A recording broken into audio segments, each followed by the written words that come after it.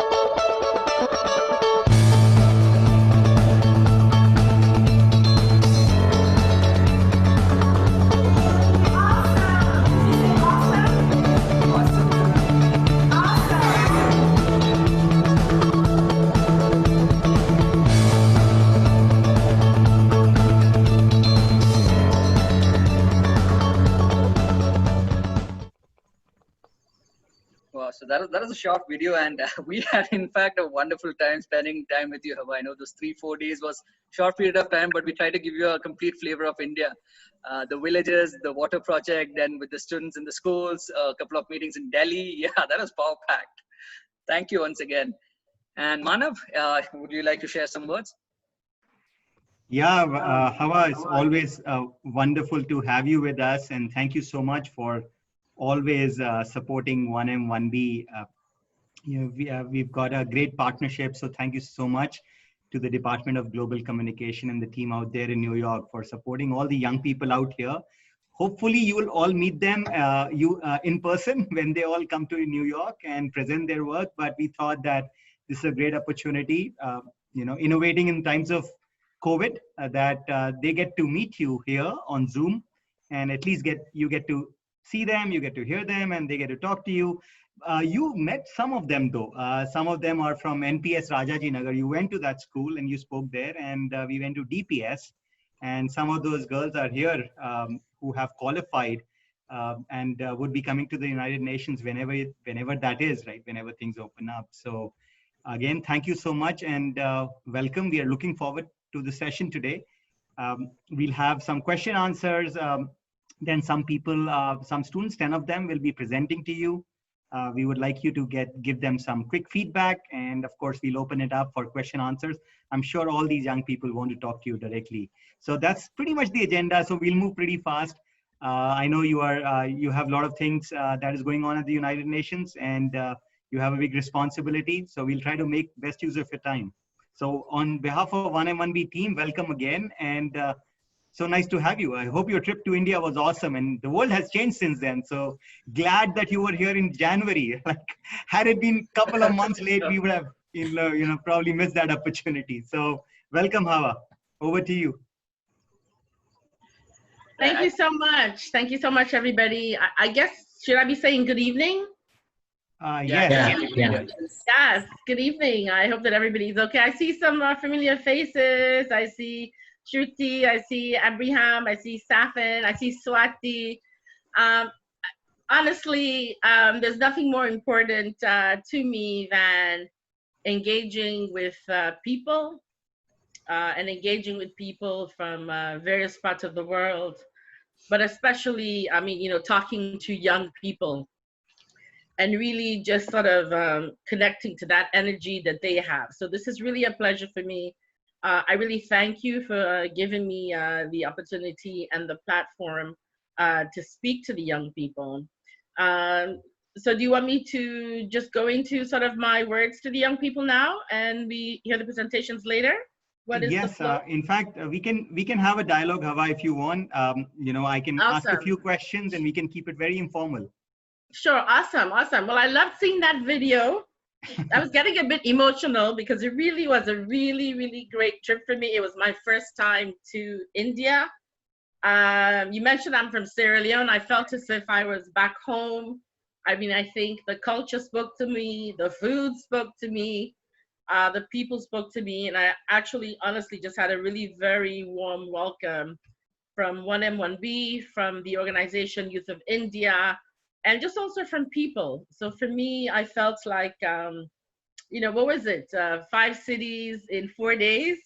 I felt as if that, I've become an honorary citizen of India, and I hope that this is a start of more engagement that I'll have with 1M1B, Youth of India, but also with other entities across the country, because it's really important for the United Nations when we say that we work globally, or that we are engaging with young people around the world, that we actually are doing so. So this trip gave me an opportunity really to see the grassroots work, of 1M1B and Youth of India, and also just to meet, different sectors of civil society, not just young people and youth groups who are really making a difference in terms of achieving the SDGs. My favorite part was when we went to the rural area close by, and I interacted in the capacity building center that you had in this small town, and we visited the schools, and just the work that you were doing really speaks for the partnership the United Nations is working to strengthen. Of course, you know, the UN itself cannot do anything. Our agenda is enormous. So we are relying on NGOs like 1M1B and others who have either an affiliation with the United Nations, because I'm proud to say that your NGO is formally associated with the Department of Global Communications, or not, because I think that's where the expertise, the technical or social or community expertise lie. So now, guys, Manav said that I've been at the UN for 34 years. I think he's lying because I'm actually definitely not a year older than 21. So I'm not sure where he got that resume from. But if I'm going to pretend, that was Sachin. I know you've been. If I'm going to go along with this and say I've been at the UN for such a long time, I must say they've been really about 34 really glorious years. I have learned so much as an individual. I came to the UN 2 weeks after graduation. I finished my first degree here in the United States because although I'm from Sierra Leone, I did grow up here in New York City, in New York State. And it was actually my mom who said, like, you know, I think you need to get a job after watching TV for about a week or two after college graduation. And honestly, I didn't even know where anything was to get myself ready. I went down to the United Nations for an interview for a job as a tour guide, or what they call a public information assistant. And actually, I didn't have a clue. The one thing that saved me is that my mom had always been giving myself and my 4 brothers, for every birthday, a book called Basic Facts About the UN. And honestly, as a teenager, I would look at it. I mean, I was kind of familiar with the UN because I've always been around the United Nations. We first came to the United States because my father was appointed ambassador from the government of Sierra Leone to the United Nations. I mean, but I was like, what, 5 or 6? So, you know, kids, do you really know what your parents do?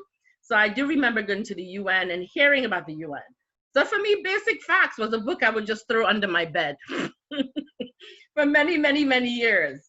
But that day that I had to go for that interview, I was like, oh my God, I need to look for these books. I was busy under my bed and I studied it well. And by the time I could get to the UN, at that time, I think there were only 4 or 5 secretary generals. I could tell you who they were, you know, and what they worked on. So, you know, I owe my parents really for the foundation and for the directions they have given me. I mean, the legacy they have left myself and my brothers. I think I had always been around the United Nations, not really knowing what it is, but I think the idea of public service, public administration, you know, equality, service to country are things that were always sort of around me in the work that my parents did. I mean, I fondly remember as a young person, we lived somewhere in the Westchester area of New York in the embassy house, and there were always a lot of parties. But I know now that these were, you know, governmental receptions where different ambassadors representing different countries in the UN, you know, would come and to network, to dialogue, or to celebrate, you know, international, the independence of Sierra Leone. And by the way, congratulations. I know you guys recently celebrated Independence Day as well for India. I mean, I remember my younger brother and I always sneaking down the steps and looking at all these people nicely dressed, but feeling the warmth of the room and the energy of the people there. But honestly, I didn't really know what they were doing. My brother and I were interested in sneaking down and stealing some of the food from under the dining room table. But now, after having been in the United Nations, I understand how all these things that happened to me in my younger life were preparing me for the 34 years of service I've had at the UN. I always give an example. When I was in the 3rd grade, maybe, or 2nd grade, would be maybe class 2, or, you know, or class 3, perhaps in your system. For some reason, a young person like me, a boy, came to me and wanted me to help him to deal with somebody who was bullying him. Now, I don't know why he came to me, why he chose me, but I remember going to the playground in my public school in the US and sort of beating this other young man up you know? So I'm thinking, oh my God, was I, promoting violence, at the age of, 7, 8? But after years of the UN, when I reflected it, I was really protecting the rights of that other young man, that other young colleague, and promoting anti-bullying. So I realized that in class 3 or 4, I was already a human rights defender, and I didn't even know it. So all those experiences I have brought, personal to the work that I do at the UN. So, I mean, starting my work as a tour guide, I must say at 21, working with 60 other young people the same age from various countries, that really was the best experience that I've ever had at the UN. Really getting to know people from different corners of the earth, getting to be friends with them, and together with them, talking about the UN. So as I said, being with people, talking to people is something that I love. So I felt myself sort of like the first, level ambassador, of the United Nations, that people who would come to take a guided tour of the UN would interact with. So for me, I took that job very seriously in learning what was going on in the organization, what was going on around in the world, but also as a young person, how do I connect to the people I was interacting with? I've been fortunate enough to really work in the Department of Global Communications and have various jobs. And it's been a learning process for me. Manav mentioned that I've been in field operations. I spoke a lot about peacekeeping operations as a tour guide, but I really got the firsthand experience and feel for it when I ended up in Cambodia, working on the electoral the peacekeeping operation that was responsible for the elections in Cambodia. It was a comprehensive mission that had human rights, civic education, gender equality, and of course the democracy and the elections itself. I came back to New York and I was really a changed person. And based on that, I went on another mission to Somalia, which was completely different. I remember coming down on the plane from Kenya and wondering, oh my God, what did I sign up for? The landscape was completely different. You had the airport was closed off. We had to travel in a convoy. You had bullets all over the place. But that also brought me closer to the people who the UN, responds to the beneficiaries. So, I mean, it gave me some type of understanding about the humanity of the work of the UN. Not just saying the UN talks about economic and social work. The UN talks about urban poverty, or the UN talks about peacekeeping or conflict prevention, but really seeing it firsthand in operation in a peacekeeping mission. I worked in the office of the spokesperson, so I dealt mostly with media, with press that were coming into Somalia to cover that story. So for me, it changed me because it gave me a better understanding of the operational side of the UN. How does the UN really work on the ground? And then I combined that with the information that I knew, the theory of the UN, knowing what, economic development meant, in terms of theory, but also being on mission, being able to see how it actually works. Now, this was just further complemented by the work I did in UN Habitat. I don't know if any of the kids have heard about UN Habitat before, say something to me in the chat. It's one of the UN programs that deals with urban issues, human settlements. And I went to UN Habitat after taking the professional exam at the UN. Because, when you come into the UN, they have different categories. I came in as a tour guide, and then at some point I transferred to what they call a support staff. So that means you're maybe you could be a secretary, you could be an assistant for statistics, or maybe in the translations department, or like me, you can be a public information assistant working on advocacy and communications. So, I took that exam more than once. And I think that, I prepared my best all the time, but I didn't, make it the first time. But one thing I can say is that I was never discouraged. I believed in the purpose of the UN. I believed in the purpose of me being in such an organization. I believed in the charter of the UN. So I knew, after spending some time as a tour guide and in the mission in a couple of jobs, that this is where I needed to be. So, I mean, I persevered. I came back to the drawing board, try to think about, how I could prepare better, and I didn't give up. So it's to say that sometimes when you're doing something, you may find that you're not successful at the first time, and it's not to be discouraged. Or if somebody tells you no, you don't roll up and say, okay, well, I can't do anything else. You need to retreat. You need to think about it. You need to change your strategy and come back full force. So by the time I was taking the professional exam again, I found myself in the office of the Secretary General, and I was specifically working with the Deputy Secretary General's office, Madame Louise Frechette. And actually that gave me a really good opportunity, again, to see how the UN works at a diplomatic and a political level. Because in that office, people were coming in and out all the time. And I think the one thing I said is, it's, the G2P #1 or bust. And at the end of the day, I was successful. I was the #1 person in that exam, and I had the opportunity to choose wherever I wanted to go. And that's how I ended up in Nairobi, in Kenya. Again, that job brought me closer to beneficiaries, because I worked a lot with young people. I worked a lot with marginalized women in informal settlements. So for me, as a matter of fact, I mean, that job took me all around the world. It took me everywhere except India, because I got the opportunity to really travel all over Asia, Africa, not so much in Latin America, but to really do project implementation on urban issues. Now, one thing that has always really helped me is that I've always been passionate.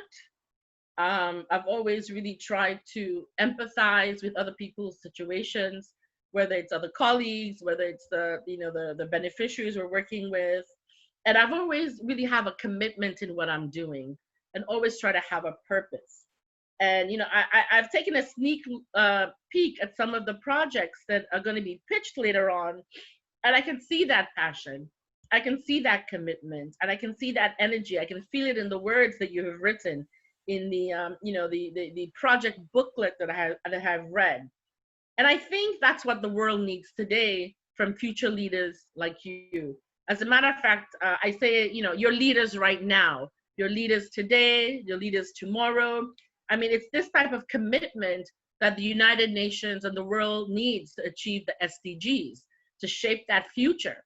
Manav mentioned we're celebrating 75 years of the UN. The UN wants to hear from you. It wants you to be involved in terms of crafting what the new UN is going to be looking like. Look at COVID. Look at the way we're engaging. Everything has changed. Everything is different. We've had to flip the way we think, flip the way we interact. We've always done online engagement, but we've had to really think about it in a different way. And really, I have embraced the opportunity that it has given us in terms of how we are, engaging with people and who we are reaching. So this energy that you young people have, you leaders of today and leaders of the future, this is what is going to help us to tackle pandemics like COVID-19. We're dealing with COVID-19 now, but it's not the first, it's not the last. Climate change, diversity and inclusion, social justice, or some of the particular issues that are pertinent and of concerns in your region. It's this leadership skills and qualities that you are harnessing through 1M1B and the Future Leaders Program that will really, build your portfolio to be that visionary leader, to be that impactful leader. And I'm just impressed, from the kind of, small reading I've had about your project. I'm really excited, to hear, what you're going to be sharing with me. I want to leave you with a couple of quotes. One came to me yesterday on WhatsApp, just, a friend sent to me. And I think, it spoke to me so much, and it really speaks to all of us in terms of, persevering. And if I can remember off, I think I wrote it somewhere. Let me just check. It was, really quite interesting. Um, it said, when life shuts a door, open it again. It's a door. Actually, that's how they work. Again, given this idea of really holding strong to your commitment, your passion, and not giving in to failure. I also want to leave you with a quote from John Lewis. I don't know if the young people in India know John Lewis. He's a US civil rights leader, activist, and a congressman who passed away recently. And a famous quote he always uses is, do not get lost in a sea of despair. Be hopeful, be optimistic. Our struggle is not the struggle of a day, a week, a month, or a year. It is the struggle of a lifetime. Never, ever be afraid to make some noise and get in good trouble, necessary trouble. I think we need young people to do more of that and to continue those who are doing so. The last quote I'll leave you with is from somebody we all know. I'm sure you guys know Oprah Winfrey. Because I can feel that passion, through your projects, through the interaction I had when I went to India. Oprah once said, passion is energy. Feel the power that comes from focusing on what excites you. And that's something that I live by. This is very important. If you look at some of the stats, I don't know how young some of the kids are, but unemployment among young people is one of the greatest global challenges that we have. Something like 600 million jobs have to be created over the next 15 years to meet these unemployment gaps. And the work that 1M1B is doing with you guys, I think, is leading straight to that in terms of leadership, in terms of social innovation, in terms of entrepreneurship. And I think also it's important to know that youth are increasingly demanding greater inclusion and meaningful engagement, and are taking action to address development challenges themselves, including through social entrepreneurship, which I know is very important in 1M1B. So I feel confident, not only for India, for the region, for the world, because I know with your passion, with your energy, with your innovation, the world, the United Nations is certainly in good hands. Thanks so much. I'm looking forward for more discussion. I get so excited when I'm talking to you people, so I hope I didn't talk too much. I'm really, really excited to be part of this platform today. Thank you so much for having me. Over. Great, welcome from all of us and all the young leaders here. In fact, we'll dive straight away into the sessions. A very important question, I'm sure and I speak for everybody. When can we come to the United Nations? Well, right now, we've been working from home since I think the second week in March. As a matter of fact, I love it. I feel as if I'm kind of doing more work from home. Not that I wasn't working when I was in the office, but it's just more of an opportunity to reach out to people online. We are now in what they're calling phase 2 at the UN. And I think we have a total of about 400 people.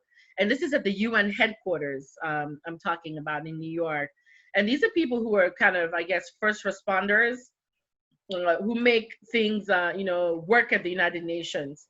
They're planning towards the end of August, start of September, to go into phase 3. And they're looking to have about 40% of staff, back at the headquarters. But I believe it's sort of on a voluntary basis. But what I can say is that even if the UN staff goes back to the UN, I'm not so sure how they're going to open up to public, because they're still working out all the different logistics on, how are people going to be moving? Is the cafeteria going to be open? How many people should be in an elevator at a time? So these are different times, and all of us are really looking, to see how we can work in these new ways. So, but definitely I'll keep you posted. I miss 1M1B. I think your youth summit that you have at the UNHQ is really one of the highlights of the engagement with young people that the Department of Global Communications has. So looking forward to welcoming you. Great, thanks, Hawa, and you've been a great supporter. And I know this is like uncertain times, and all of us have to just wait and watch how things unfold and how things happen. But yeah, one thing is is not getting stopped is the work that these people are doing in their communities. And all of them have got into necessary trouble. They all have got into some problem they want to solve, and they are just ignited and unstoppable. So I'll pass it on to Safin, who'll run through the presentation. So what we'll do is we have about 10 presentation. We'll do in a groups of 3, and then we'll have some comments from you, and then we'll move to the next group of 3 and the next group of 4. So that's how we sort of spread it out. And then in the end, we'll just open it up if we have time for some question answers, which I'm sure these young people want to ask you directly. So that's how we're going to just move so that we utilize the time that we have here. So Safin, I hope that's okay. Yeah, that works fine, Manu. So we'll do like 3, 3, and 4, Yeah. and just open it up for questions. Right. Okay, so let's, over to you, Safin. Yeah. So Hawa, as you mentioned, the work just continues from the future leaders, and some of the things that you have read, this is the overall impact in the last 3-4 months that they have made. So many PPE kits raised, so many orders for PPE kits, masks, and we have also, with the help of the students, started a mask making unit and a PPE unit in near to Hyderabad in Andhra Pradesh, and so much funds raised. So it's all the work of these young people. I thought I'll just give you a quick overview, a quick scorecard of the impact during COVID. And we've selected about 10 good projects, 10 projects. It's difficult because we have about 30-40 projects, and we just had to choose the 10 to showcase to you. And we'll obviously you can hear more from them when they come to UN, and I think all of them are waiting eagerly to reach you and present this. So here's a quick snapshot of a few of the projects.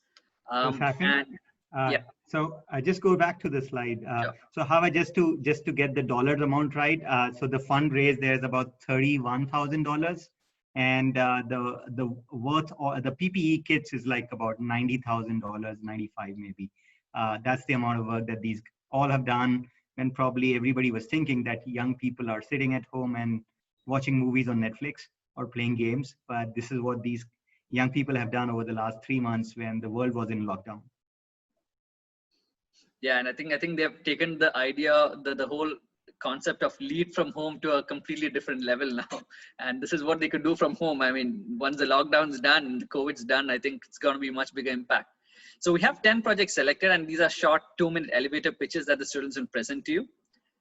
Okay, so let's get started. First, we have Aryan. Aryan, if you can go ahead. So, hi, my name is Aryan Singhal, and I am studying in National Public School, Indranagar, in grade 10. The problem I am addressing is the water crisis in Bangalore. So every day we get to hear about water scarcity, lakes drying up, borewells drying up, apartments running out of water. This, compared to the very little action being taken by the citizens, deeply affected me and inspired me to start Project Flow. I have chosen this name because I want taps in Bangalore to keep flowing and never run dry. This project is aligned with the UN SDG number 6, that is, clean water and sanitation. I'm sure we all agree that water scarcity is a problem in India and worldwide. These statistics further show the severity of the problem and the urgency of finding solutions. When I did my customer interviews, I realized that most apartments in Bangalore do not meter the consumption of residents, which makes them insensitive towards water wastage in their homes.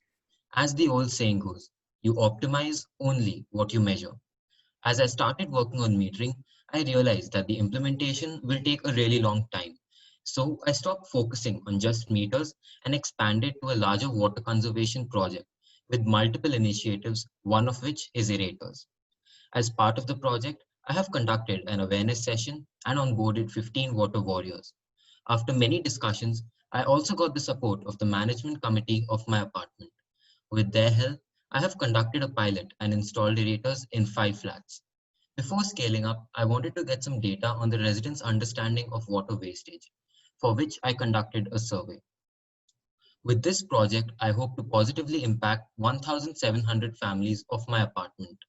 My goal is to reduce the total consumption of the apartment by 30%, which directly translates into cost savings for the residents as well. For the future, we are discussing various other initiatives, such as a sensor in the rainwater harvesting system, expanding the groundwater catchment pits, and upgrading the sewage treatment plant. After my apartment, I also hope to expand this project to other apartments around Bangalore. And lastly, If you have any contacts who are working on water conservation, I would love to connect and learn more from them. Thank you. Okay, thank you, Aryan. So we'll come to your feedback now after 3 presentations. Yeah. All right, next we have 2 girls working on an interesting project. Over to you, girls. Here are some interesting facts and figures. 70% of the world's healthcare and social workers are women. And during the COVID-19 pandemic, frontline workers have extremely long hours without breaks. And frontline workers like doctors who have to wear personal protective equipment have complicated menstrual health needs. Additionally, there is an overwhelming amount of waste produced from sanitary napkins. However, even one woman who switches to a sustainable period product can save up to 276 pounds of waste. Next slide, please. This is Project Ritu by Harshada and Maliha of class 12 at DPS Bangalore North. And our problem statement is, how can we help female frontline workers menstruate comfortably and sustainably through their long working hours as they battle the COVID-19 pandemic? This problem statement came to us when a doctor reached out saying that a cup would be a really great thing to use because they had to wear PPE kits for 8 to 12 long shifts. So what is a menstrual cup? It is a reusable period product that would not only better the working conditions of these frontline workers, but also benefit them economically and personally. Over to Maliha. Next slide, please. So the solutions we are working on is to hold webinars for these female frontline workers where we discuss the impacts of menstrual waste as well as demonstrate on how to work with a menstrual cup.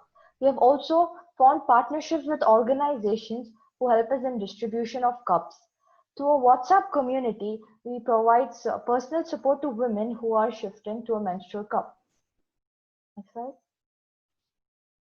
The future plans for our project is to hold multiple sessions online as well as offline for women working in various social services and community services, as well as hold multiple cup distribution drives. Our goal is to impact at least 100 women by the month of October. Thank you. Thank you so much, Harshada and Malya. That's really indeed a very inspiring project. Okay, the third presentation, let's move to Ayush.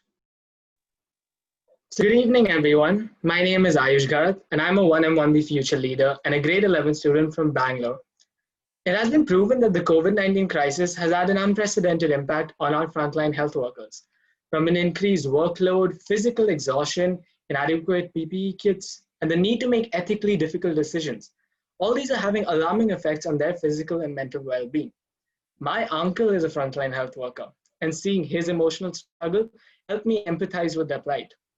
To address this crisis, I have started Ashwas, meaning reassurance, to aid frontline health workers. The next slide, yeah. The first vertical is Project Muskan, meaning smiles. Through this, I carry out fun, engaging, and interactive activities for health workers, such as scavenger hunts, quizzes, and lots more, to help relieve them of their mental stress. Alongside is a fundraiser to raise $9,000 to provide PPE kits to my state's COVID task force. Finally, I advocate the problems faced by them through social media. Through Project Muskan, I've been able to positively impact 163 unique frontline health workers across 30 hours of online events, translating to 320 total hours of online engagement for doctors. These have been conducted in 19 prominent COVID hospitals.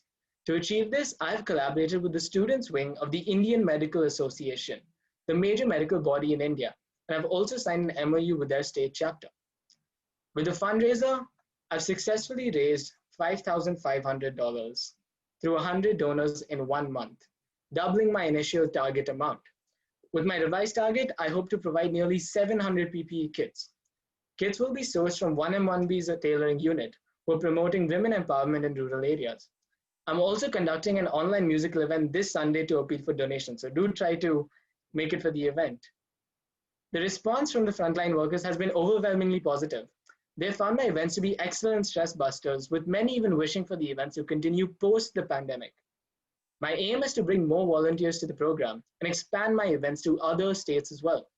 You can support me by ways of networking opportunities with similar global initiatives, as well as visibility to the Ashwas initiative and fundraiser on a global platform, so that together we can contribute to the joy and happiness of the individuals who are risking their lives every day to save ours.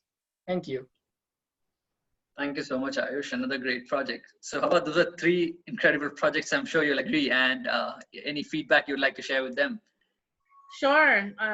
It's actually kind of tough. They're all three very, very good projects. Very timely. Um, issues that are being focused on. The first project, I really like the connection, of course, to SDG 6. I like the name Project Flow. Thank you, ma'am. um, I like the fact also that it's a project that's focusing on, and I guess climate action in a way, individual action.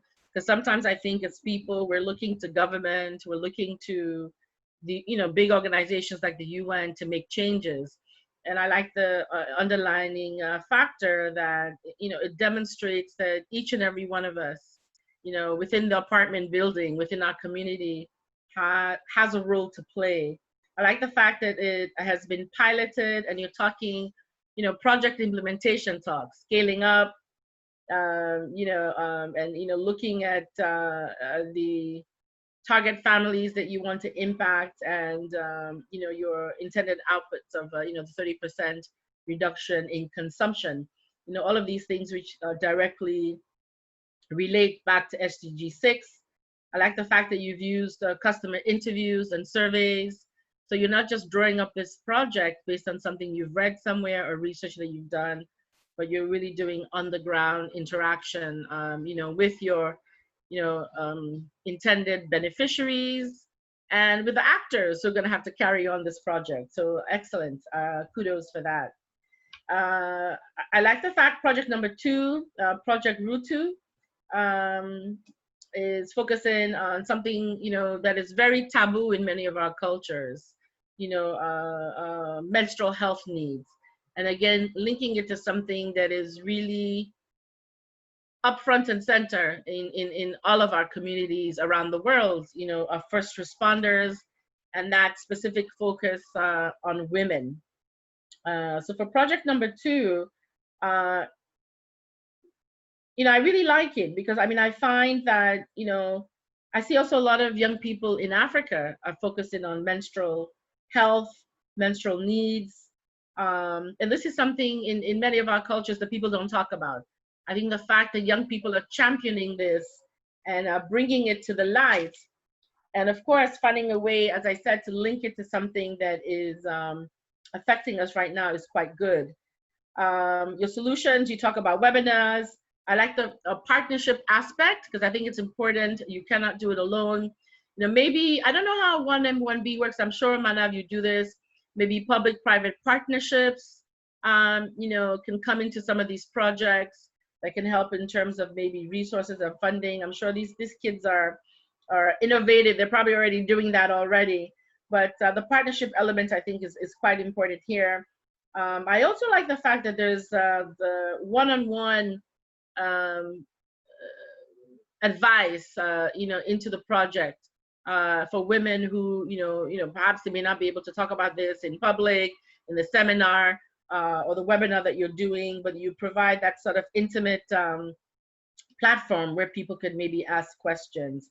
Targeting 100 by October. I think it's good to start small, but I think it's a lot of good work you're doing. So you might just need to look into, what type of multiplier effects, you might want to put into this project. Maybe the 2 ladies may not be able to, impact so many people, but, who else can you train within your community? Are you part of a school group? Are you part of a club? Can you do like a training of trainers where you could train other people who can build the capacity, whose capacity you can build to multiply the impact, of your project? Because honestly, this is something that can go way beyond 100 people. The third project, Project Mushkan, Reassure. I like it also because, again, it's talking about an area that more and more you hear globally. Even in the global south, you hear people talking about mental health and well-being. Again, these are topics that are traditionally taboo, in our cultures, in our community, even in the United States, in the North, more and more, it's a topic of conversation. People are not ashamed, and it's something that we really need to grapple, because given the context of COVID-19, I mean, the stats are showing that so many people are affected by mental, illness, the isolation, and the aspect of really, personal health and well-being. So I think it's a great topic. I like the fact that you raised $6,000 in 1 month. I think I need to hire you in my department. I think that's really good. I can only imagine what you can do, moving on within this project, moving on within the life of the project. I like the fact that you are looking at different, aspects to carry out your message. I love the idea of the music festival, I think you mentioned. I don't know how I can join in also with the time difference, but I think using, innovative platforms and different platforms to get your message across and to, get people involved. I think that's a really good part of the project. So for me, the 3 projects I've listened to are quite interesting. It's a tough decision. One thing that I like about wait. We'll wait for a few more before you arrive yes, at your top. I'm not gonna make any decision. I'm just okay, good. I just wanted to make sure you don't select your top. No, I got the memo this morning. The only thing I'm thinking is that it's going to be a tough decision, and I've only heard 3. One thing that I like about all 3 of the projects, I think I heard them ask, "How can you support me?" Again, this idea that you need to reach out within your networks. Somebody asked if I have any networks in the water sector, and Ayush, I hope I'm saying your name correctly, asked, how his project can be supported. I think that's excellent. So mum's the word. On to the next 3. Thank you. Great. Thank you so much. Hawa, I mean, maybe, presentation. after you listen to some, and, we'll also share videos. So all of them have made videos. And whenever you get time, you can look at them, if there is a way to connect them, as we were discussing, with other NGOs in other countries who can help them, and they can share best practices or collaborate, I think that would be a big benefit. And by the time they come to the United Nations, they could be presenting kind of a collaborative work that they have done with other members of the civil society. So I'll talk to you separately, but yeah, please do keep that in mind. These young people would benefit. I think that's a great idea, for sure. Definitely. Great. Okay, Safin. Okay, on to the next one. Next, we have a very interesting project from Kirtana. Hi, am I audible? Kirtana, I think your voice is a little low. Oh, am I audible now? And not really, it's still low. Sorry, could you give me a minute? Let's come back to Kirtana. Let's go. Yeah. I think Kirtana, just work on your mic. I think there's some issue with your mic. We'll come back to you after this. Okay, so let's go with Nishant next.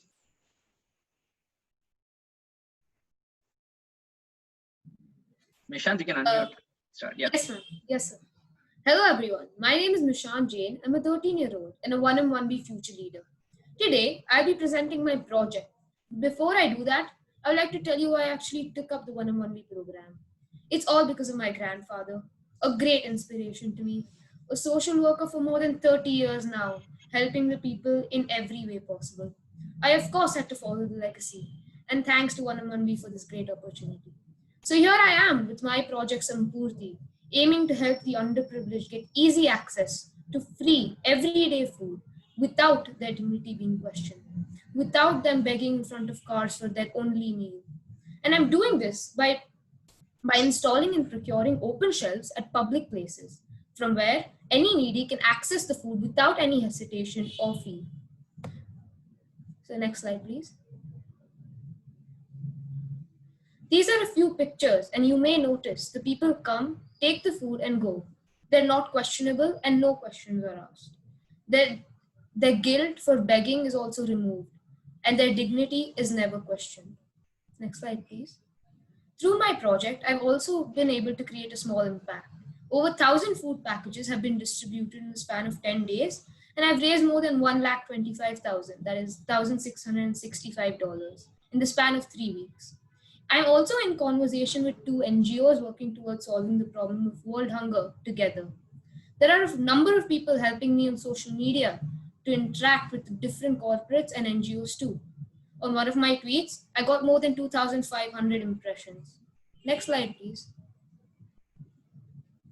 I do have a few future plans. I aim to install 15 such shells in and around Bangalore so that I can reach out to more and more people. 5 shells which are self-reliable and community-based, and work wherein it's done by the people and for the people, wherein the households can keep their excess food inside these shelves or fridges, and any needy can access it. 5 shells which work on yearly sponsorships, and I also wish to install and procure 5 shells in front of different grocery and bakery stores, making it self-sustainable. Last but not least, it would be great, ma'am, if you could help me get in touch with different NGOs and corporates. Thank you.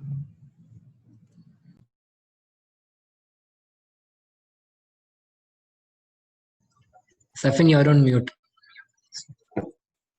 I didn't realize that. Yeah, thank you, Mishant. Kirtana, is your mic fine now? Am I audible now?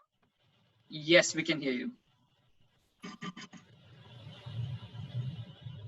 You can begin. I'll put up the slides. Okay.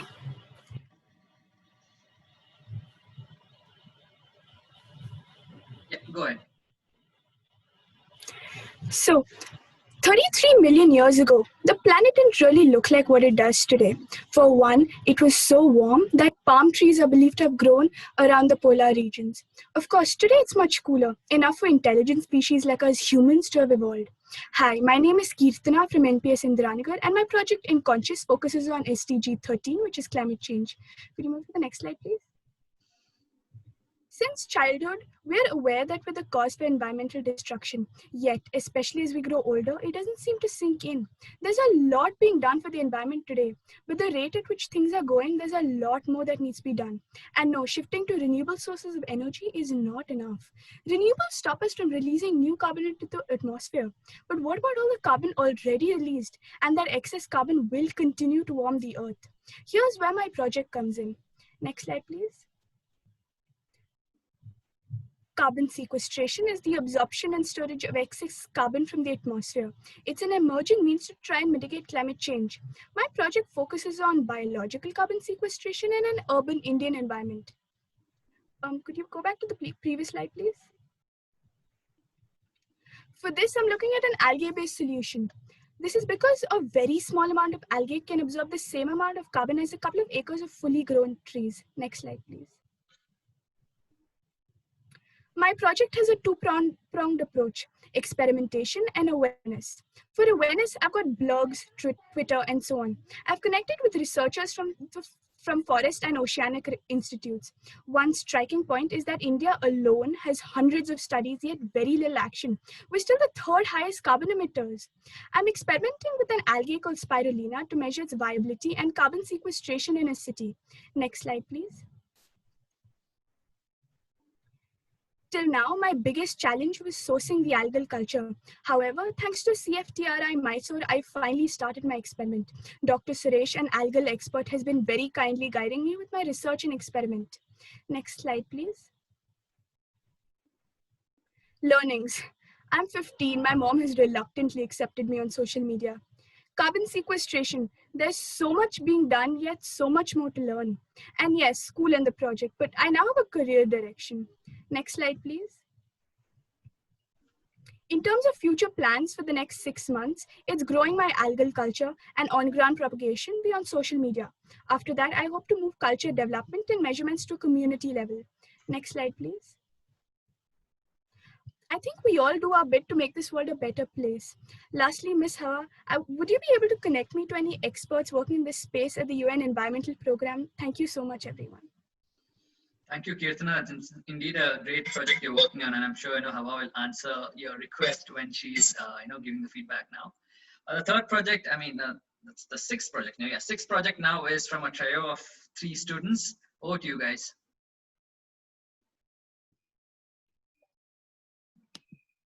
Yep, you can begin. Good evening, I'm Adesh. I'm Sachi. And I'm Arya. And together, we're the Lighthouse. We're 10th graders from Chirek International School. The lighthouse represents reaching out to those in need, despite any differences. We want to shed light upon the injustices that occur all around us, just like a lighthouse should go about its function. As you can see, majority of people in India are Hindus, but irrespective of that per number, we believe every religion must be treated equally. As we started taking interviews, we came across one that motivated us to help decrease intolerance. A boy was discriminated against when he was just a little child because of his religion. This had disturbed him. We often read about religious discrimination on the news, but to know it existed in our very own community shook us. So we concluded to 4 main objectives shown below. We want to help teenagers tackle discrimination and replace their fear with acceptance. Sorry, next slide. For our impact, we try to build an unbiased and a positive response to diversity amongst them. This is through online meetings in which we have discussions, hypothetical situations given, activities, and the addressing of real-life encounters they open up to us about. We soon realized it was a global issue, so we connected with countries outside from India. Our first session with Pakistan included activities where we discussed what we had in common without touching any sensitive topics. Our school has also shown us constant support through social media tweets and posts. Our future plans are shown below. Our volunteers are taking over our South Africa and Pakistan sessions because they're simply based on communication and connecting with them. Our next step is to connect with schools outside from Hyderabad and start our campaign over social media by connecting with more NGOs. Ms. Hawa, since you work with younger people, we want to ask you if you can help us connect with any other communities so we can have a larger impact. Thank you. Thank you, Arya, Sachi, and Adarsh. Over to you, Hawa.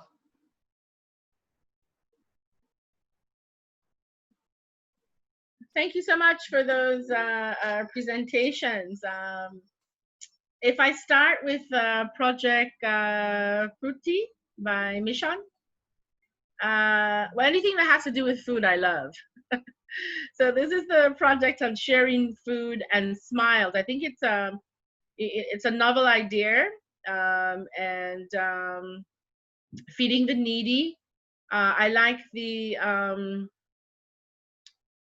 the idea of having the open shelves and giving access to people. It's funny that in my mind the first thing that came to me was dignity, and as I started saying that and writing it on my paper, you actually mentioned the same thing, that this was like a core aspect of the program, of your project, making sure that people have dignity and they don't have to beg for food.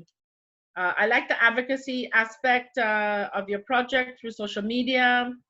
I like the plan you have for the impact that you've put it in different stages. I like the partners that you've used, or the strategic areas. You mentioned you want to have, in addition to what you have now, you want to have shelves, open shelves at a place within the community. You're going to have some that are going to be sponsored, I assume, maybe by, I don't know, other NGOs or maybe businesses, and very strategically being placed next to groceries. I think that that's a relationship you might want to expand on and look at, because I don't know how it is in India, but like, for example, I can speak for New York. You have a lot of restaurants who have leftover food, not thinking about any liability that you would find them talking about here in the US, but a lot of food banks or NGOs who deal with food in communities also form partnerships with businesses, with restaurants who hand over, leftover food, packaging of food that they, have not used for that day. So that might be something you want to look into your project in terms of, because I don't know how you you buy the food.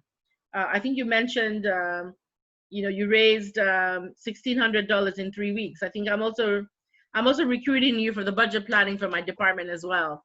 So I don't know how you raise the money, but you might want to think about in-kind contributions, from some of these different businesses or the grocery store in front of which you're going to be placing these shelves to help you to stock and to restock.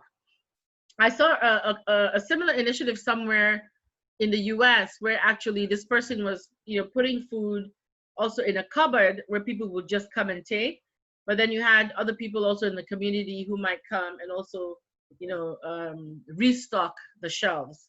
So maybe you might want to, as you say, look into other NGOs, find other partners. But overall, I think a very well laid out project and really tackling something SDG 2, that is quite important, not only on a local but also a global level. You'll be amazed how many people go hungry in a place like New York City. So it's not only in the developing world or in the global South that we find these issues. So well done. Thank you. Thank you. The second project, and conscious, I like that. I'd like to know how you came up with that name a little later. Focused on SDG 13, climate change. Well laid out presentation in setting the context in terms of the why. And this is one of the projects actually that I saw in the project book. And I can admit I had to go up and search up carbon sequestration.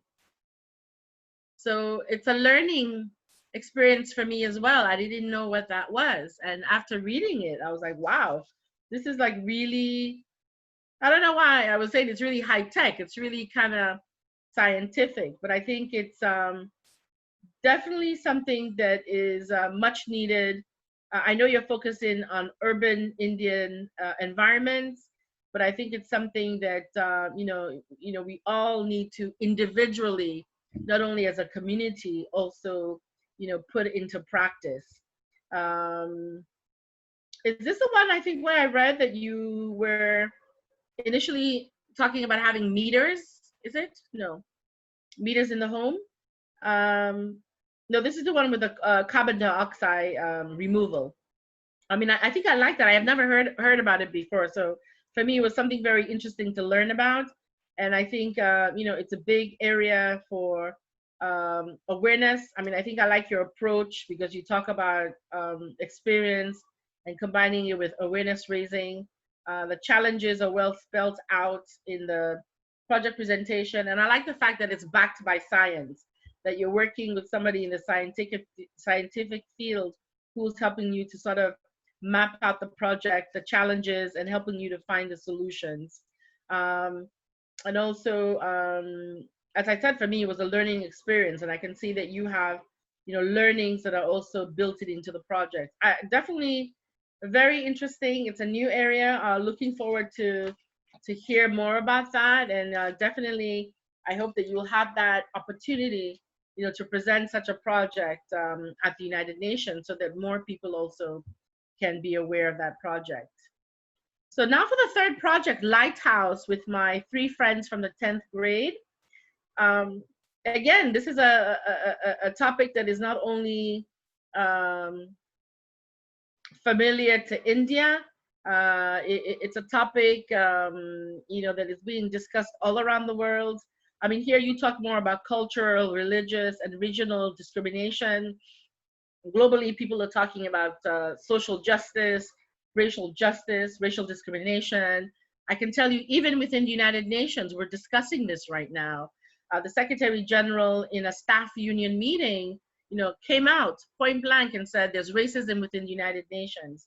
But he immediately reached out to his senior staff, to look into it, to put some mechanisms in place to really start having honest dialogues within United Nations.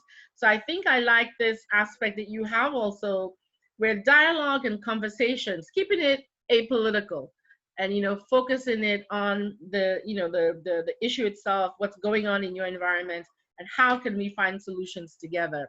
So, and I like tackling discrimination and moving it to acceptance of diversity and inclusion.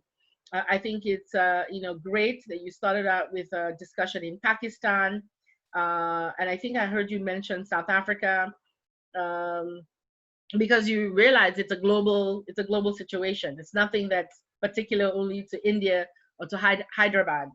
I like the idea that you have a social media campaign and that you want to reach out to schools in India, because you need your soldiers, you need your volunteers. Again, you need those people who are going to multiply the impact of your project. So, excellent topic. I wish you the best. And I definitely would want to hear more about the findings that you have, because I mean, we talk a lot about racial discrimination, but I like the cultural, religious, and the regional aspect. India is such a vast place. I saw this coming from Delhi, from going to Mumbai. I went to the Taj Mahal. Everything was different, from the food, which I enjoyed so much everywhere I went, to just the people, to the clothing. So definitely, I think this is a project that will go a long way within your local and also global context. Thank you so much. Over to you.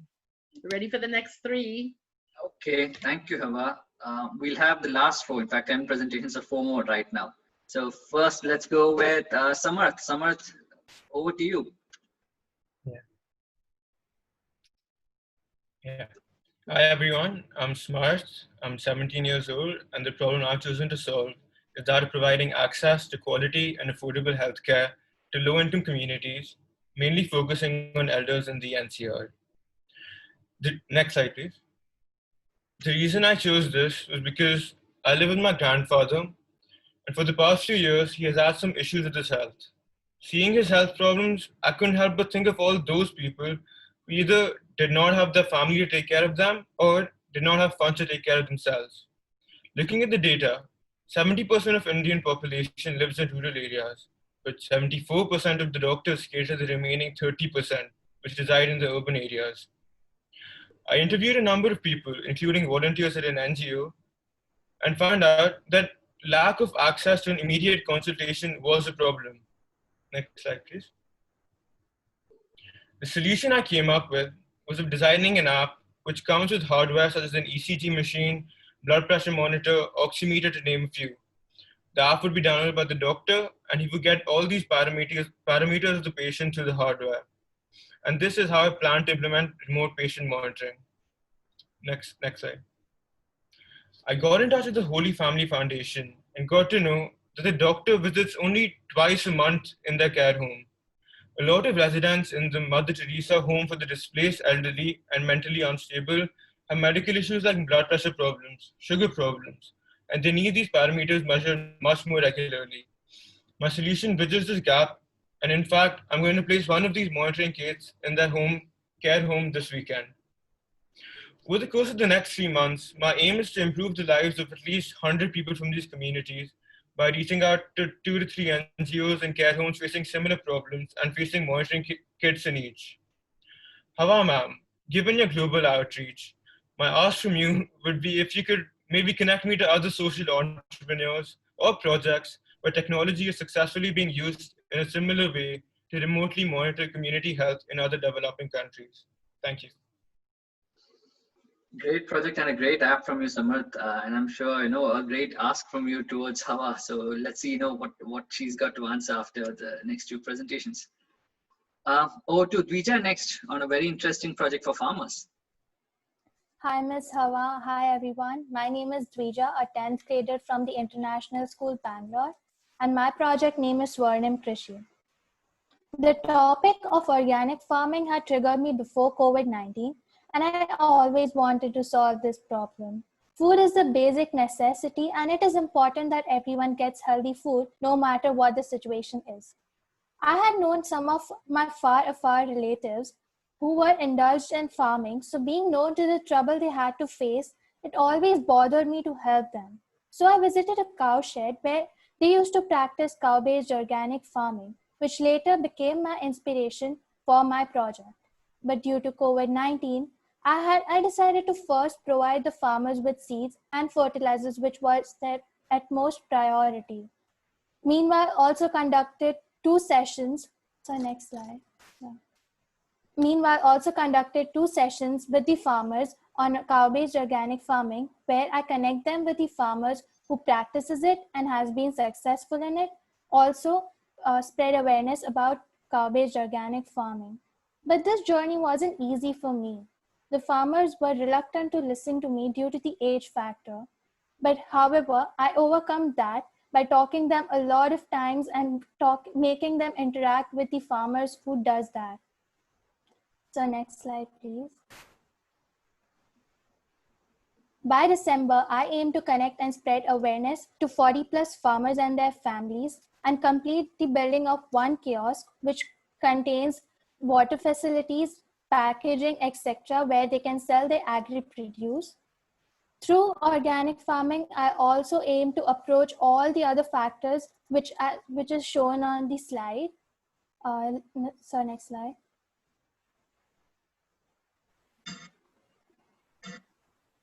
Yeah, I think that's pretty much it, Duja. I think. Yeah. Lastly, it would be really helpful, Ms. Hawa, that if you could connect me with someone who is engaged in organic farming. Thank you. Thank you, Dija, and love the 360-degree approach of your project. Thank Okay, you. over to the next one, which is a very artsy project from Ikshit and Siddharth. Can you hear me? Yes. We can start, right?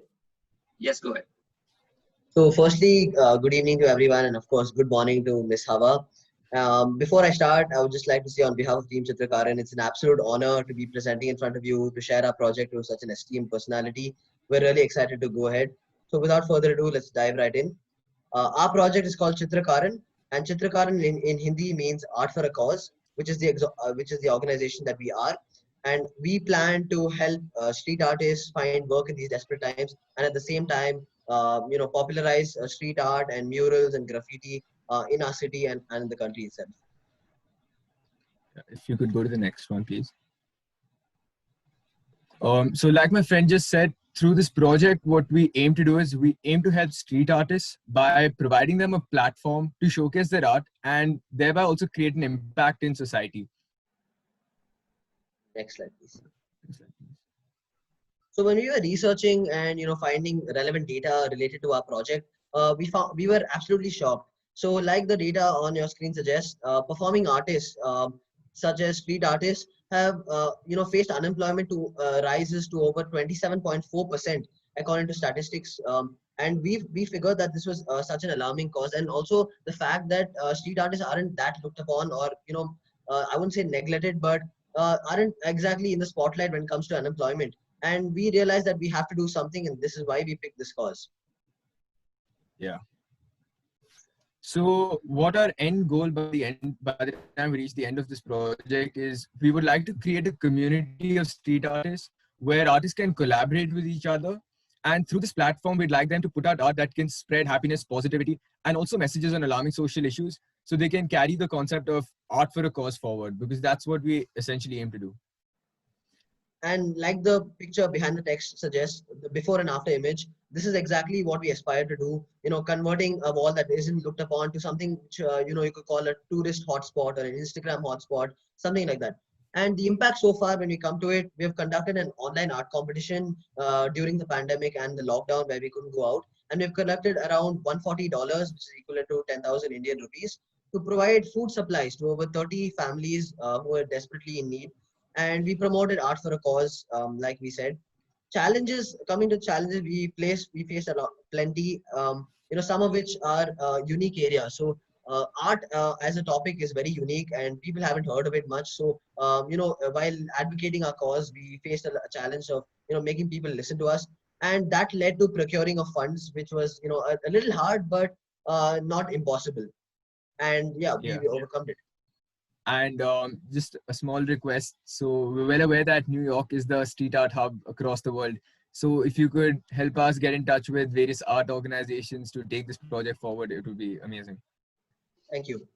Thank you. Thank you. Thank you, Ikshit and Siddharth. And the final project for today, another very interesting one from Kirti. Kirti, over to you. Yes, sir. So can you hear me? Yes. Okay. Good evening, everyone, and also good morning, Ms. Hawa. My name is Kirti Girish, and I am a 14-year-old from NPS Rajajinagar. I am here to present Project RAIN, an initiative to tackle teacher stress efficiently, making the lives of urban school teachers in Bengaluru brighter and easier. Let me begin by telling you why I chose this project. The subject of mental health intrigues me, and I've been in such a close net with teachers, my father himself being one, that I've seen the wonderful gifts that teaching brings, and I admire its versatility. But an overlooked part would be the amount of stresses that come along with teaching. With relation to the hot topic, online classes are forcing teachers to shift from blackboards to glass screens. This drastic change is stressful and challenging for them. And also, here's a question. Would you continue in your line of work if 46% of your colleagues face high stress daily and 41.3% of the newbies leave within their first 5 years? No. You'd be cautious and you'd mount this great pressure on yourself. Like walking on a tightrope also. That is how Project RAIN aims to change. From scary to easy, from fright to resilience. And with that agenda in mind, we've acquired the following impact. So next slide. Obviously, a student can only do so much in a teacher's world. So hence my team of certified counselors and I have created a material through which we hold stress management sessions online. I've held it in 2 schools so far with over 50 teachers, and social advocacy has led to over 70 followers. We've covered 26 teachers through individual sessions as well. So next slide. The teachers gave excellent feedback on how informative and interactive the sessions were. This motivated me to look past the challenges and ideate future plans. So my future plans include targeting 4 schools with 6 sessions, thereby impacting 150 teachers. Each school would have 1 workshop. I believe it's beneficial to contact tuition organizations as they hold a large percentile of educators. Along with these, I'll continue uploading challenges and project content on social media.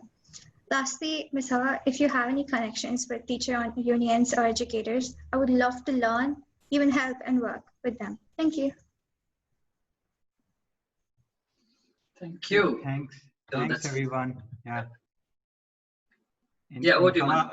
Yeah, we know we are really on the top of the hour, so I hope we can go a little longer to get your feedback and of course have quick questions from you. Sure. Thank you so much. Affordable healthcare. I like the fact that I was inspired by by family, by your grandfather. I think that's something that really resonates with me. I'm intrigued by the solution, which is the app for remote patient monitoring. And how that would work, and if the app, is it something that's connected like to your doctor, to hospitals, like who can receive the information of that app, or is that something that when you go to the doctors you share with the the hardware is given to the patients in the homes, and the data is relayed to the doctors which is sitting in the hospital. Oh, awesome. That's great. Oh, awesome. And this is something that you developed yourself?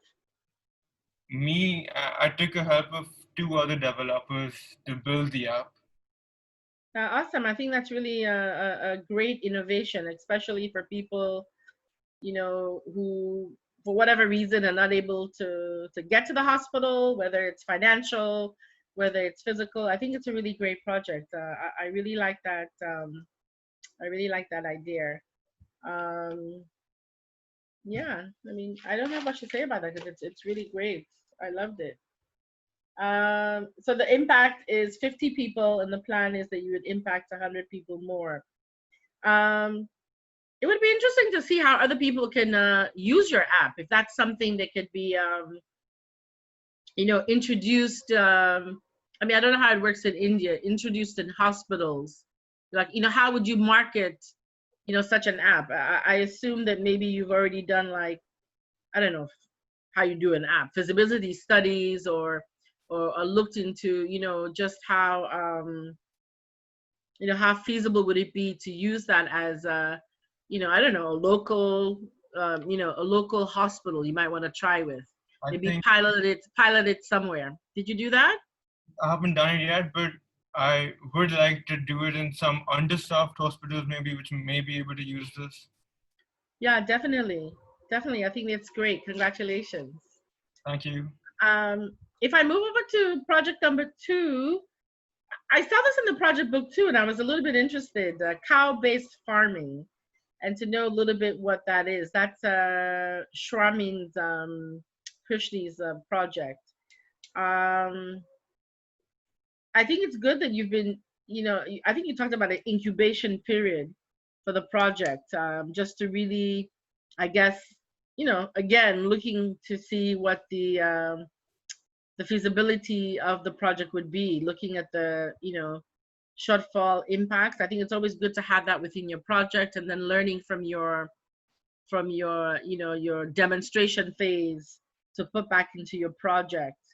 Um, I like the fact that it has an income generating aspect, because you talk about not only having the awareness of 40 plus people, but also having a kiosk that can be used within the community, but also used as a place for women to sell agri products. I think income generation is also always very good. Sometimes when you have a project, you have all different people who come and go, and then you leave nothing for the people who you're impacting. And again, talking about dignity, like we found from the Open Shelves project, where you give an opportunity for people to be able to to do something for themselves. I think that's a really good aspect.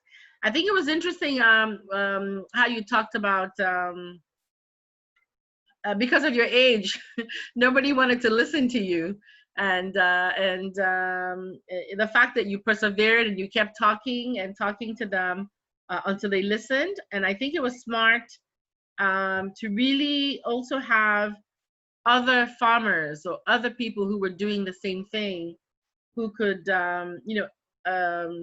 could share their experience and give some validation to the project and to the outcome. I think that's a very interesting, very novel. I should mention also that I'm an honorary daughter of the Gujarat, so thank you for that. Thank you, ma'am. I really like the street arts project also, because it's again looking at something, art and culture is very important in all of our communities, in all of our societies. But street art is something that you normally don't find so much. I mean, it's the urban culture, it's the young culture, and again, that income generating aspect I thought was very good. The one thing that I wanted to ask is, are you looking to build a network of artists? Are there a network of street artists that already exist within your community in India? It's good to bring them together, but you might want to maybe even create a union or a network of these artists. And this work is done a lot locally, throughout the world, globally. So you might want to look for other organizations that are also working on street art, and to see how you can learn from them, how you can partner with them. A lot of people are asking for connections, but a lot of organizations give grants, and I know especially in the art and culture field, it's something you might want to look at. A lot of governments, or a lot of member states specifically focus on art and culture. I remember when I was in Kenya and UN Habitat, I had a cultural program. I mean, I remember the governments of Germany, of Norway, of Sweden, and I'm sure many others that you can probably take a look at. And also looking at big foundations also that maybe give grants or give support to artistic projects. I like the fact, again, I think I heard you say something about the COVID-19, showcasing art, within this period. I think this is something that really, again, helps us, throughout this very difficult period. I guess the only one thing that I had, the question is like, how are you going to do this? How are you going to go about, getting this together? Because are people allowed to go out in the street and to do this work? I mean, are you having an online discussion, online meetings? In fact, I mean, until a couple of weeks back, people refused to go out. But right now, even the artists, because they haven't had work for the past 6 months, they are willing, but with all the safety precautions and other such things. So, as for how we're going to do this, yeah, we are definitely going to build a platform or a network, like you said, of street artists, and we're going to connect them to areas where they can work. Like for example, public spaces, public malls, like we've written. So we're going to connect them in terms of how they can go there, what how they can portray their art and work, and we're going to be advocating and popularizing their work through social media. So that's how we plan to take it forward. So we're making the process of getting work also easier by creating this platform. So therefore, monetizing their passion also becomes easier, and that's at the end of the day, monetizing your passion is necessary, right? So we believe through this project we can achieve that. Awesome, great, I love it. Project Rain, Preeti, I love that also, focusing on teachers and mental health. I think it's especially again within the COVID-19 situation. I mean, teachers, many of us are impacted in so many ways, but teachers especially. I don't know if you've gone back to school yet, physically or online in India, but this is the big debate right now in the United States. What type of plan are we going to have for schools? How are teachers going to be impacted? How are students going to be impacted? And I'm talking all the way from nursery to college. And teachers are right in the crossfire. They are first responders in terms of education. So I think a program like this is something that, really speaks to me. I don't know if you've thought about working with teachers' unions to popularize the work you're doing, or maybe with specific schools. I mean, it's a way to either get feedback for them, or it's a way to integrate what you're working on. And I know there are lots of online resources. I mean, I've seen them, myself, when it comes to mental health and social well-being. That goes to the other project also that, that we heard from earlier on. I mean, even in the United Nations, for staff, there's a whole, website just for our, first of all, to tell us how to telecommute and work from home, because some of us don't know how. And also to help us with our mental and personal well-being. So you might want to look and see what type of resources you can find and what type of resources you might be able to share, within your project. And definitely, I think getting connected to teachers themselves through the unions. I don't know if there are teacher unions or umbrella organizations or specific schools in really getting feedback and really looking to see how you could, suddenly integrate such a really fantastic initiative, within the regular schoolwork. Have you guys gone back to school? Is school happening at all? No. It's all online. All online. Yes. I mean, same here too. And I think, I mean, I have two kids. I have a 15-year-old son and a 22-year-old son. And I mean, it's not easy. I mean, they're doing their best to cope online. Everybody wants to be with their friends, but I think it's a learning process, because I know there are online programs, schools already that existed. And I think that, we, as a community, as educators, I think we need to just maybe be better prepared in terms of, really looking to see how we can adapt learning in this digital world. Thank you so much for the projects. I've really enjoyed listening to them. This is really very tough.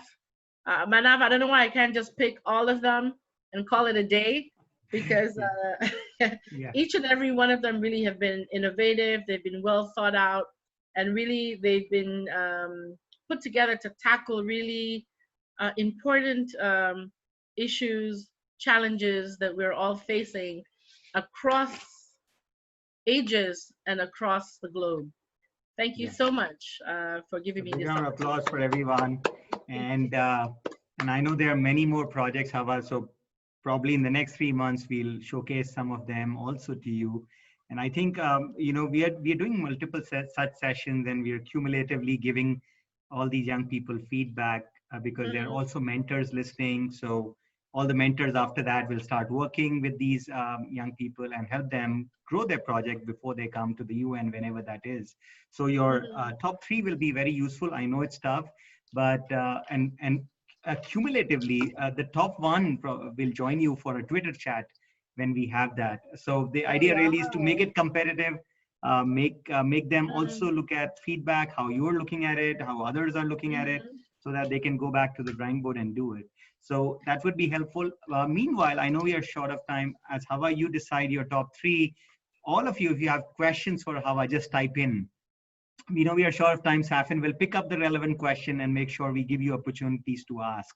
So meanwhile, you can just use the chat and ask questions. And Hawa, if you're ready with your top 3, happy to just hear. And yes, I am. And it's to say, okay. it's to say that all of them are top.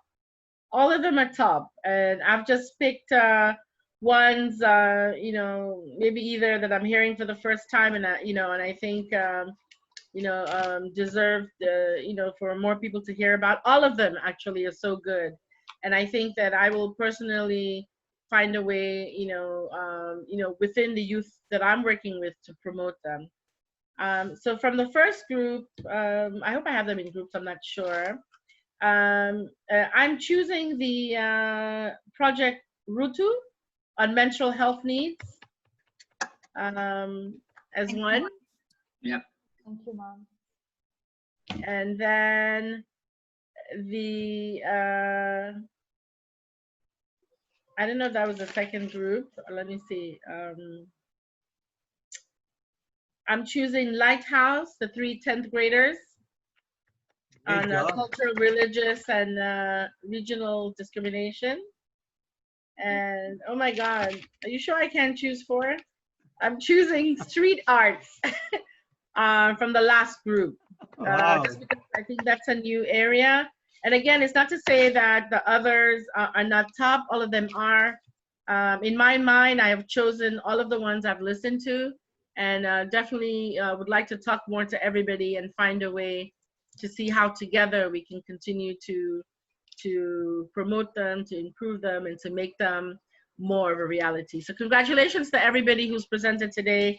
It's really been an eye-opener for me, and definitely, I keep telling Manav, you need to bring this project to the continent. We're hungry for this type of social innovation and entrepreneurship work in Africa. I know that I saw something in South Africa. I know that you have some connections, and I like the fact that 1M1B also piloted with young people in the United States the last time you were here. I believe in the Bronx. So I think definitely I see the project expanding to areas where there's much need as well. Thank you so much. So I'm looking at the chat. Let me know if there's anything I need to highlight. I think Safin will do that. You know, I think all of you can take this opportunity to ask questions also on the United Nations. I know a lot of you want to work for the United Nations someday, but you know, yeah, great. Safin, over to you. Just pick up the questions you think is relevant. No, I think you know, I'll just continue with the Manav, because I was thinking that might be an interesting question for everyone to know. You know, like all of them have listened to you talk, all of them have heard about the UN for so long. How about to work for the UN? What way should they proceed? You know, what's the career path? You know, what should they focus on? Wow. So I remember I told you my mom sent me and I didn't even know what the UN was, right? So I don't know if I'm the right person. I know, all jokes aside, but I think that, I mean, I think in terms of studies, and I think anything can relate. I mean, I studied international relations and languages without saying that I was going to work at the United Nations. So the United Nations is so big. There are over 40 organizations or structures that belong to the United Nations. So the sky's the limit. I mean, I think that you could study to be an economist. You can study to be a statistician. You could study to be, you know, an interpreter, and you will still find work in some part of the UN. In terms of the UN, I mean, you have to have, you know, certain degrees in the particular areas you want to work, and you have to have also a lot of experience. When you want to apply at the UN, this is what most people need to know. You need to know what you want to do and where you want to be going. Each UN entity has its own hiring rules and regulations, and depending on which level you enter into the UN, you will be required to do certain things to move. I mentioned I came in as a tour guide. I came in then as a support staff. I mean, I just came in for a job I didn't know. But when you come in at that level, you have to take the professional exam to move to another level. So, you know, you know the information, be alert, figure out where you want to work, and don't limit yourself. Once you get your degree, don't feel as if you have to be in New York, Geneva, or Vienna. I went to Nairobi, Kenya. I loved it. I was supposed to go for 2 years. After taking the exam, I stayed for 10. You know, do some field work with NGOs. I have some of the young people who I work with. One of them just got a job with Human Rights Watch. There are many organizations, many NGOs who do the same work as the UN. So don't limit yourself. Be open, be flexible, be proactive. Thanks for that, Hawa. Another question, a question from Ananya. So she says, ma'am, you're a big inspiration. What makes you passionate about what you do? I love people. And I mentioned to you guys that, you know, I believe in the Charter of the UN, the principles of the UN of, you know, human rights, of, you know, equity, of, you know, peace, economic development. These are all things that in one way or another in my life I've come across. And these are all instilled in the UN Charter since 1945. The fact that the UN talks about we, the people, that's something that speaks to me, that the UN is not a building, it's not governments, it's not all the way over there, it's actually part of us. So I'm inspired by the work that I do. I'm inspired by the people that I meet. I love people, and I love, you know, I love seeing impact. I love that the work that I do and the work that the UN does changes lives and makes a difference. So after 34 years, I go to work with a smile. You know, I really enjoy what I'm doing. Interacting with you is a pleasure for me, and that's part of my work. That's Thank amazing. you, and I think we can definitely agree to that, because every time we see you smiling and you're so passionate every time you work with the youth. You know, holding on to the youth, how important do you think youth is for achieving the SDGs and the work of the UN? Right? I remember there are a number of programs that UN has, Youth 2030, the Generation Unlimited, number of these. Mm-hmm. And how can youngsters like these participate in different opportunities at UN? I think, I mean, youth are central to the work of the UN. I mean, you are the focus right now, and you are the next generation. Many of us that are at the UN right now are doing something for you. You will be the beneficiaries, you will be the leaders, you will be the decision makers. So, and I think also that passion, that energy, that lack of inhibitions, because I think when you're young, you know, you just do things, you're adventurous.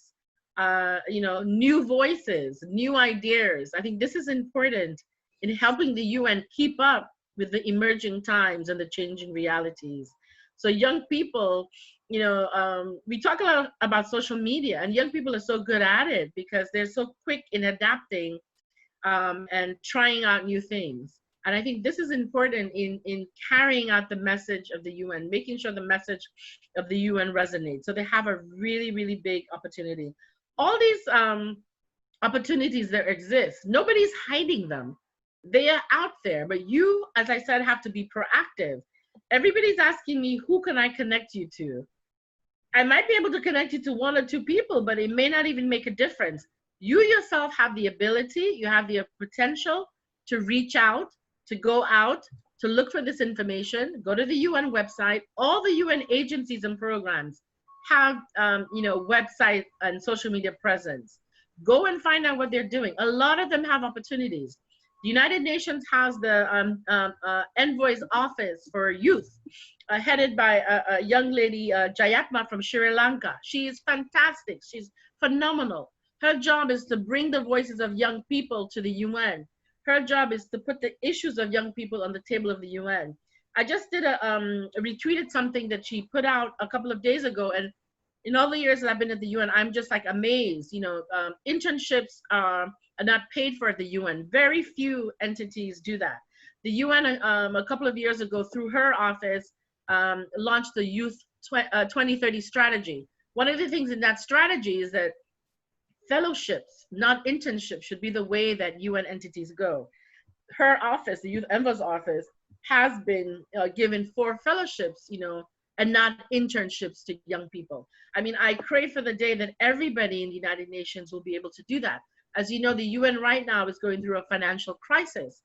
And, it's one of those things that is so real, more than it has been in all the years that I've worked at the UN.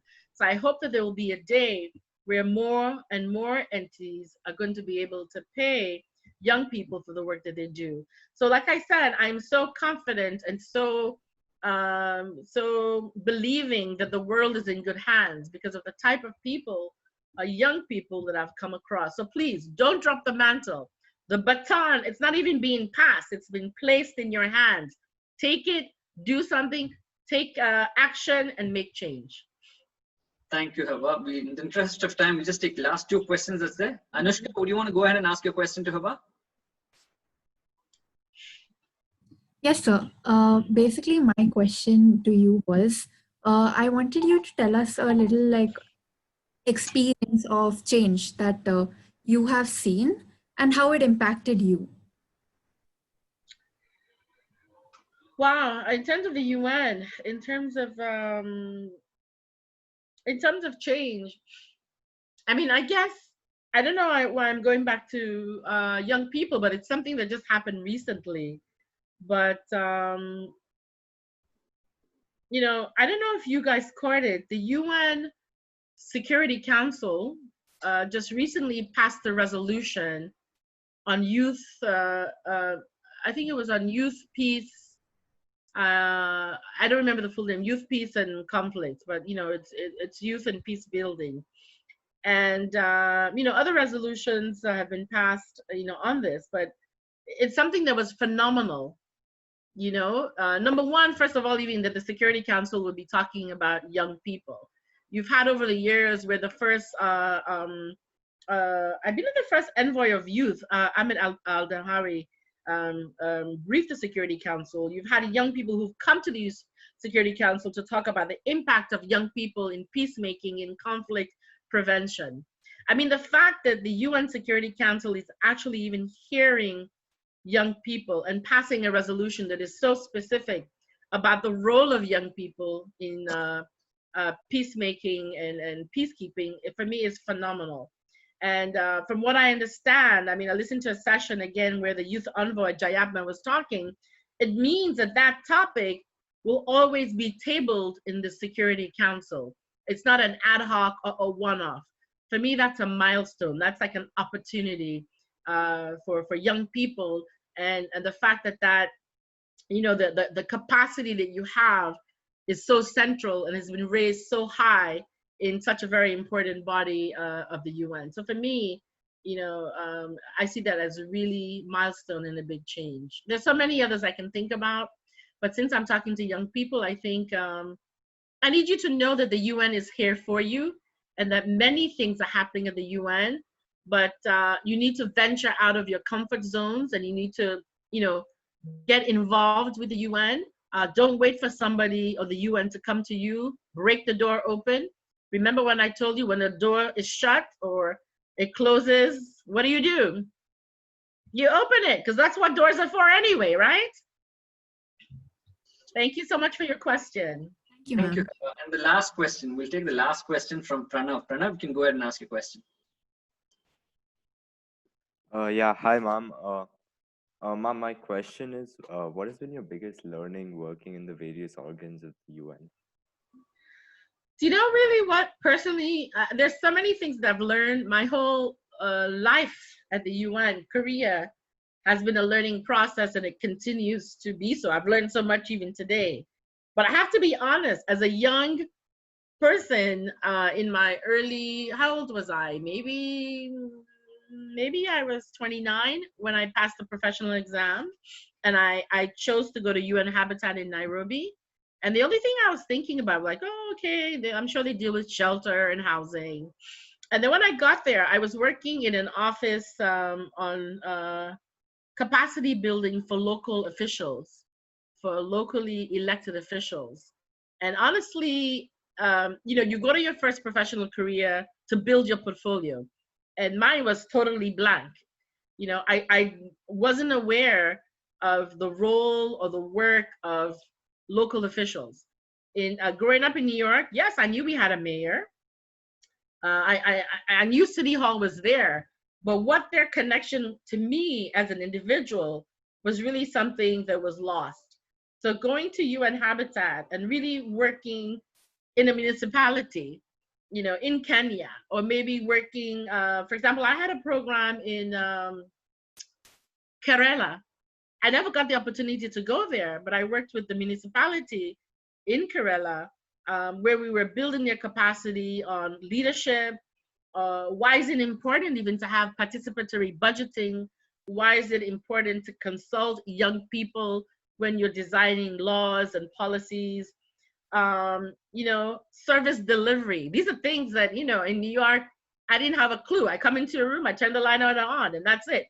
You know, I didn't make that connection. So having that experience in UN Habitat and learning more about urban issues and really the importance of urban settlements and how you formalize them is something that was like phenomenal for me. And it was really a new area. I soaked it all up. I learned as much as I could. I had a lot of missions to various countries to really understand the work on the ground. And I'm forever grateful for that, because it has helped me to apply what I've learned, you know, through those 10 years in Nairobi into the work, the policy work, or the normative work that I do now. So that really was a big, big learning experience for me. Thank you so much, Hawa. You've been such a big inspiration, and thank you for answering all those questions. Manav, over to you. Yeah, thank you, Hawa. We took a lot of your time today, but yeah, there are a few questions more, but I think we'll just end it here and we'll look for another opportunity maybe in the future to interact with you. But on behalf of the team and all the young leaders here, I want to thank you so much for spending your precious time with us and giving feedback to some of the presentation.